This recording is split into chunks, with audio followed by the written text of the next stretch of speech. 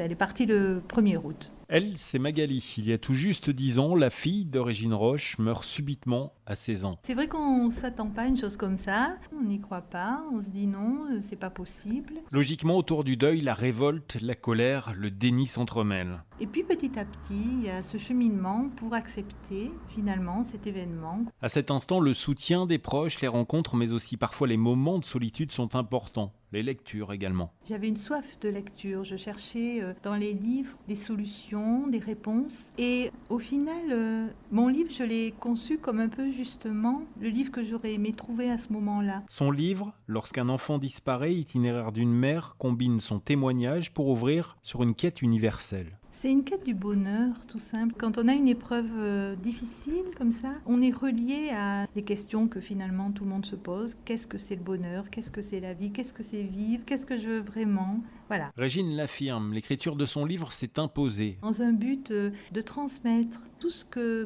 la traversée de cette épreuve m'a apporté, j'ai envie de le communiquer. Des clés offertes aux parents en deuil, mais aussi aux proches qui ne savent pas toujours comment se comporter, même si pour les parents brisés, la route est longue et tortueuse. En ce qui me concerne, toutes ces années ont été nécessaires pour avoir à nouveau ce goût à la vie, ce goût au bonheur. C'est possible, c'est ce que je voudrais dire aussi.